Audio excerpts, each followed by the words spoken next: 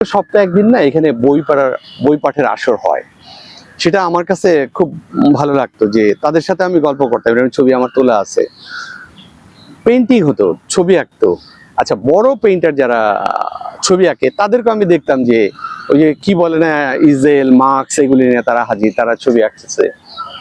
একজন রমণী একটা ভালো কাজ করতেন, ওখানে একটা শেডের নিচে সে দুস্থ বাচ্চাদের পাঠদান করতেন নিজের খরচে, বই পুস্তক পানি সবকিছু সেই করতো। এখন আবার তাকেও আমি দেখছি না, এখন কেন নাই আমি ঠিক জানি না। এরকম অনেক জ্ঞানের চর্চা রমনায় হতে পারে। বই পাঠের আসর, তারপরে ছবি আঁকার আসর, গল্প বলার আসর, এগুলি হতে পারে। এগুলি সরকারের চেয়ে আমাদের দায়ভার বেশি। আমরা যে সচেতন মানুষ বা যারা ছোট ছোট শিশু সংগঠন করি, তারা যদি এগিয়ে আসে বা আয়োজন করে, এটা খুব ভালো হয়। দ্বিজেন শর্মা দাদার কথা আপনি বলছিলেন, তার সাথে আমার রমনায় কথা বলার সুযোগ হয়েছে। এই তরু পল্লবের যখনই প্রোগ্রাম হতো, মোকাররম ভাইয়ের নেতৃত্বে তিনি আসতেন।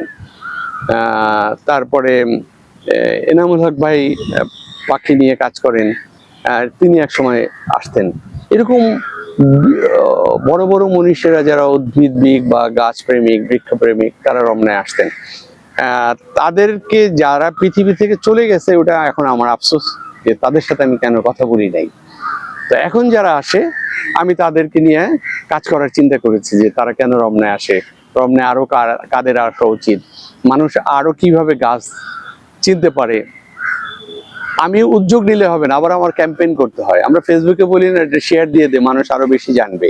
এই যে আমি বললাম যে ছবি আঁকার, গান গাওয়ার, আবৃত্তি চর্চার, এগুলি আবার মানুষের মধ্যে আমার প্রচার করতে হবে যে রমনা পার্কে এই জিনিসটা হয়। ও রমনা আরেকটা খুব সুন্দর জিনিস হয়, স্বাস্থ্য সচেতনতা একটা আছে, আরেকটা আছে আত্মরক্ষা। এখানে সপ্তাহে 2 দিন 3-4 জন জুডো কারাতের ওস্তাদ বা মাস্টাররা তাদের নিজ দায়িত্বে এখানে একটা প্রশিক্ষণ দেয় বাচ্চাদের। সপ্তাহে 2 দিন, শুক্র এবং শনিবার। 4 জন ওস্তাদ আছে, ছোট ছোট শিশু কিশোর মেয়েদের, তারা শরীরচর্চা আত্মরক্ষামূলক শেখানোর জন্য জুডোর প্রশিক্ষণের ব্যবস্থা করে রাখছে। এরকম আরো অনেক কিছুই এই মুহূর্তে হয়তো আমি সব মনে করতে পারছি না, এরকম অনেক কিছুই এখানে হওয়া উচিত। কারণ রমনা এত সুন্দর একটা জায়গা, রমনাকে রক্ষা করে যদি আমরা এগুলি করি, আমাদের তো বুদ্ধিদীপ্ত চিন্তা আরো বাড়বে।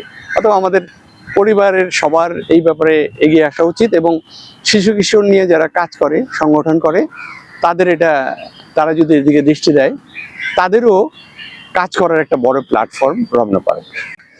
আপনার মাধ্যমে আমি রমনা কর্তৃপক্ষ, এটা রমনা পার্কটা হচ্ছে বাংলাদেশ সরকারের গণপূর্ত মন্ত্রণালয়কে আমি সবিনয়ে অনুরোধ করব, রমনার দিকে আপনারা যত্ন নেন। আর যদি সুযোগ হয়, আপনারা রমনায় যে ডিঙি নৌকা চলছে এটা বন্ধ করেন, পরিবেশটা বাঁচান, রমনা পার্কে বাঁচান। ওই ঢেউয়ে রমনার পার নষ্ট হচ্ছে।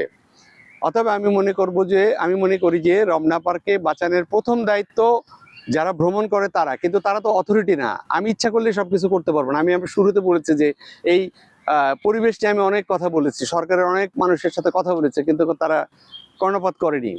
দয়া করে আমাদের কথা শুনুন, পরিবেশবাদীদের কথা শুনুন, রমনা পার্কে যত্ন নিন। রমনা যত অনৈতিক অনিয়ম হচ্ছে সেইগুলি আপনারা প্রতিরোধ করুন। আরও কি সংযোজন করলে রমনার জন্য ভালো হয়, সেই চিন্তার জন্য রমনায় যারা নিয়মিত আসেন, বিভিন্ন সংগঠন আছেন, তাদেরকে নিয়ে আপনারা একটা রমনার পরিবেশ কমিটি করেন, তাদের পরামর্শ নেন যে আর কি করলে আমার রমনা রক্ষা পাবে। হ্যাঁ, এরকম যেমন ডাক্তার MBBS পাশ করে বিভিন্ন লাইনে চলে যায় না, কেউ আই স্পেশালিস্ট, কেউ চেস্ট স্পেশালিস্ট, কেউ হার্ট স্পেশালিস্ট, কেউ কিডনি স্পেশালিস্ট। তো আমি পুরো রমনা নিয়ে একটা কাজ করেছি, কিন্তু এখন আমি রমনাকে ভাগ করতে চাই মানে কি, এখানে কি ঔষধি গাছ আছে, কি ফলজ গাছ আছে, হ্যাঁ, কি ফুলের গাছ আছে, এইগুলি নিয়ে আমি আলাদা আলাদা কাজ করে আলাদা আলাদা প্রকাশনা করতে চাই। রমনায় না হলে 20 থেকে 25টা সংগঠন আছে, যারা সকালে এসে ওইখানেই তারা শরীর চর্চা করে, গল্প করে, ব্যাডমিন্টন খেলে। এই 25টা স্থান নিয়েও আমার কাজ করার শেষ পর্যায়ে, এটা নিয়েও একটা কিছু হতে পারে। এখন ডিজিটাল ভার্সন আমি চিন্তা করতেছি যে এসব হতে পারে। রমনায় কোন বয়সের মানুষরা বেশি আসে, তাদের মতামত কি, এটা নিয়েও আমি এখন ভিজুয়াল কাজ করতে চাই। যে তাদের মতামত কি। আপনি যেমন আমার কাছে মতামত চাইলেন, আমার মতামত তো সব সঠিক মতামত না। যারা আমার চেয়ে দীর্ঘদিন আসে বা আমার চেয়ে প্রখর প্রখর কি বলে মেধাবী, তাদের কাছে জানতে চাইবো যে এই রমনাকে আরো কি চান, আরো রমনায় আরো ভালো কি হতে পারে। অতএব রমনাকে এখন আমি আলাদা আলাদা করে আরো 3-4টা প্রকাশনা, ভিজুয়াল এইসব নিয়ে আমি কাজ করতে চাই। সংগঠন করে তাদের এটা, তারা যদি এদিকে দৃষ্টি দেয়, তাদেরও কাজ করার একটা বড় প্ল্যাটফর্ম রমনা পার্ক হবে। আমি খুব আশাবাদী মানুষ। ঝড় আসবে, চলে যাবে, আকাশ মেঘলা হবে, বৃষ্টি নামবে, জোরে ঝড় আসার পরে আবার আকাশ ফর্সা হবে। যতই কালো মেঘ আসুক, আমি মনে করি আলো আসবেই। ঢাকায় রমনা পার্কের মতো পার্ক আর একটিও নাই। হয়তো সমতুল্য কিছু আছে আমাদের, চন্দ্রিমা উদ্যান, তারপর বলদা গার্ডেন, তারপরে সোহরাওয়ার্দীর কথা আমি বলেছি। কিছুদিন আগে আমি আর আমার এক বন্ধু বলদা গার্ডেনে গিয়েছিলাম। এটা আমার বলদা গার্ডেন প্রথম দেখা। আমি ভেবেছিলাম যে এটাও বোধহয় বিশাল কিছু, তো অনেক কিছু না, কিন্তু অনেক সুন্দর সুন্দর গাছ আছে। কিন্তু এটা ঢোকার মুখে না একটা প্রতিবন্ধকতা সৃষ্টি হয়েছে যে ওই দিন আমাদের কাছে ডিএসএলআর ক্যামেরা ছিল, ক্যামেরাটা রাখতে হবে, জমা দিতে হবে। কেন ভাই ক্যামেরা রাখতে হবে কেন? আমি তো এই সৌন্দর্য তোলার জন্য আসছি এবং গাছ এগুলির ছবি তোলার জন্য আসছি, তো আমি ক্যামেরা রাখবো কেন? এটা তো নিয়ম। তো এখন নিয়ম হলে তো সিকিউরিটিতে কিছু করতে পারবে না।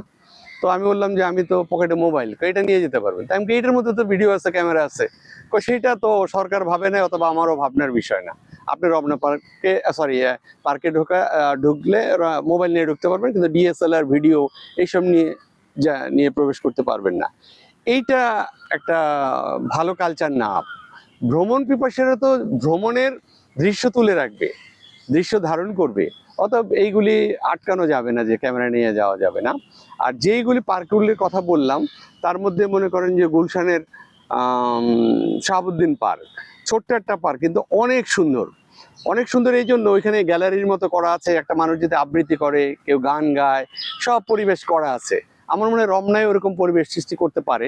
যেটা আরেকবার শুরুতে আমি বলেছিলাম যে আমরা ক্লান্ত হয়ে যাই, একটা জল পিপাসার কিছু নাই।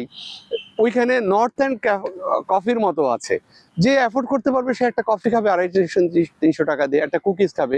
যে অ্যাফোর্ড করতে পারবে না, সে পাশে একটা ছোট্ট টং থাকবে, খুব উন্নত মানের হাইজেনিক করা একটা টং থাকবে, সেখানে রং চা খাবে।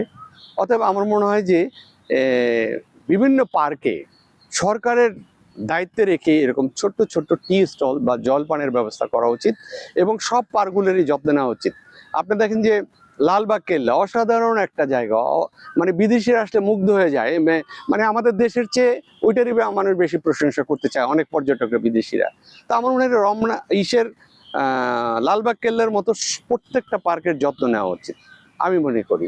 তাহলেই পুরো দেশবাসী অক্সিজেন পাবে, শুধু ঢাকাবাসী না। ভালো কিছু না, লালবাগ কেল্লাতে এটা নাই। কিন্তু আবার একটা জিনিসের মুদ্রার দুইটা পিঠ থাকে, একটা ভালো পিঠও আছে, আমি ওইটা প্রশংসা করি।